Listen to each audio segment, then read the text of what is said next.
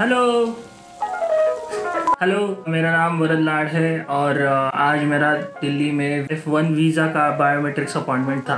और जैसा कि आपने टाइटल पढ़ा, थोड़ा DS-160 में प्रॉब्लम हो गया था, पर वो बाद में सॉर्ट आउट भी हो गया। बट मैं आपको step by step procedure explain करूंगा कि एग्जैक्टली क्या होता है बायोमेट्रिक्स में। मतलब जैसे ही आप वो बिल्डिंग में एंटर करते हो उसके बाद क्या क्या होता है। दिल्ली में ही हूँ मैं, अभी रूम में ही हूँ। नेक्स्ट डे मतलब कल मेरा इंटरव्यू भी है वीज़ा का, तो उसकी तैयारी भी चल रही है मेरी। अभी बिल्डिंग से एंटर करने से पहले ही जो रिक्वायर्ड डॉक्यूमेंट्स है, जैसे कि अभी बायोमेट्रिक्स है ना, तो उसके लिए लगेगा DS-160, visa appointment confirmation letter और आपका पासपोर्ट। ये तीनों चीज़ें फाइल से बाहर निकाल के हाथ में ही रखना और ये बस हैंड में कैरी करना। ये बाद में निकालना नहीं, क्योंकि इसमें थोड़ा प्रॉब्लम हो जाता है, जो आज मैंने एक्सपीरियंस किया।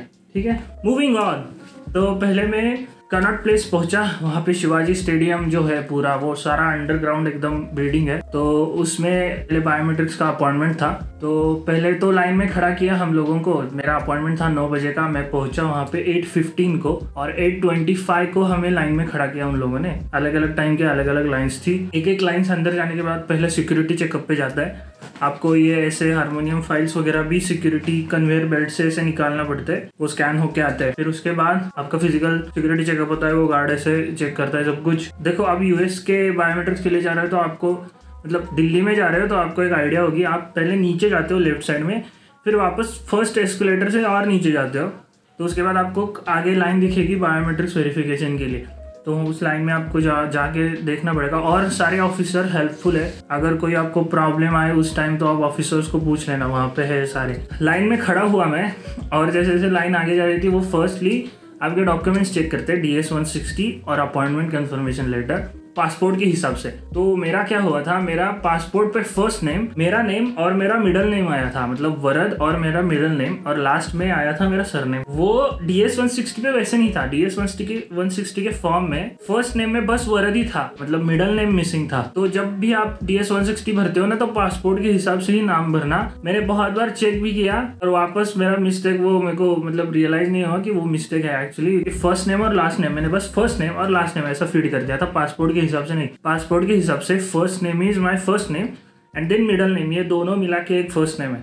तो ऐसा था। तो वो DS-160 वहाँ पे रिजेक्ट हो गया डॉक्यूमेंटेशन पे। उन्होंने बोला कि you can not proceed for biometrics. फिर उसी कॉम्प्लेक्स में, मैं दिल्ली की बात कर रहा हूँ, दिल्ली की कॉम्प्लेक्स में एक साइबर कैफे उनके ही फ्लोर पे ही है। जिस फ्लोर पे आपका बायोमेट्रिक्स है उसका नाम कुछ तो वन वो ऐसा कुछ तो है, मैं डाल दूंगा अगर मुझे मिल गया तो।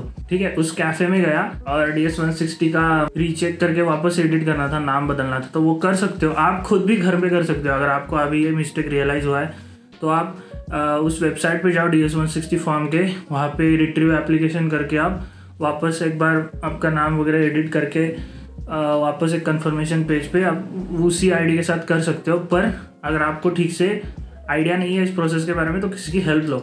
पर अगर उसी टाइम बायोमेट्रिक्स के टाइम मेरे जैसी आपकी कोई गलती हुई है तो आप वो उस कैफ़े में जा सकते हो, साइबर कैफ़े में एडिट करवाने। बस एक ध्यान रखना, वो 1000 रुपये लेते हैं लोग।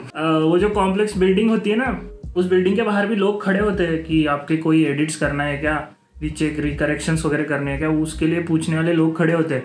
पर वो क्या करते हैं, डॉक्यूमेंट्स लेते हैं, जाते हैं, फिर थोड़े टाइम बाद आपको वापस ला के देते। नहीं तो उनका दुकान कहीं दूर होता है, उनका मैंने कोई ये नहीं लिया।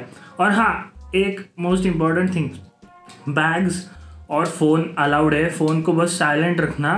बायोमेट्रिक्स के लिए बोल रहा हूँ, मतलब VAC अपॉइंटमेंट जो होती है ना फर्स्ट डे की, उसके बाद इंटरव्यू पे अलाउड नहीं है। VAC अपॉइंटमेंट में फ़ोन्स और बैग्स भी अलाउड है। मैं लेके नहीं गया पर अलाउड है। वहाँ पे पेमेंट करना था ना मुझे, तो वापस ऊपर आके सिक्योरिटी चेकअप पे जाके फ़ोन लेके वापस सिक्योरिटी चेकअप से नीचे गया, फिर और नीचे गया, फिर उधर जाके पेमेंट भी करना था। मैंने 1000 रुपये पे कर दिए। वो 1000 रुपये लेंगे अगर करेक्शन उसी टाइम निकला तो। वो 1000 रुपये मेरा उधर चला ही गया। फिर वो DS-160 का नया प्रिंट आया।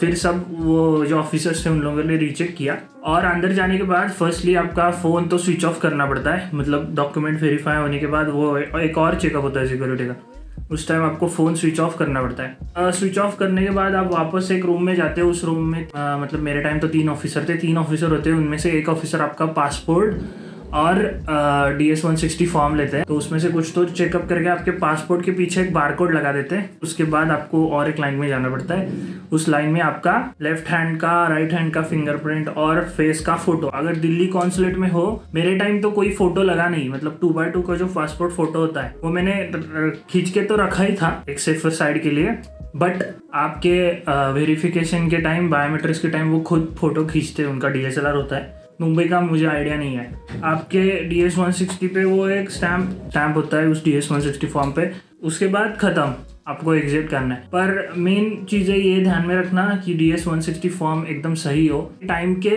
1 घंटे पहले तो जाओ ही, क्योंकि मतलब अगर कोई करेक्शन वगैरह होगा उधर लोगों से आप पूछ सकते हो लाइन में खड़े हो। ये तो था मेरा मतलब बायोमेट्रिक्स का एक्सपीरियंस। अभी कल मेरा वीज़ा इंटरव्यू है तो उसका एक्सपीरियंस का अलग से एक वीडियो बनाऊंगा। प्लस मैंने दिल्ली का व्लॉग भी बनाया है, वो मैं एक तो इस वीडियो के अपलोड करने के टाइम एक तो मैं एडिट कर रहा हूँ, नहीं तो अपलोड करना बाकी होगा, ठीक है। तो जैसे ही वो अपलोड हो जाएगा वो आपको इस राइट लेफ्ट कोई तो कॉर्नर में दिख जाएगा आई बटन पे, ठीक है। तो आप व्लॉग भी देख लेना और मेरा वीज़ा F1 वीज़ा इंटरव्यू का एक्सपीरियंस भी मैं वापस अपलोड कर दूंगा। तो चीज़ें ध्यान में रखना, अगर कोई पॉइंट मिस हो गया होगा तो मुझे कमेंट में बता देना। ध्यान रखना and all the best, bye bye.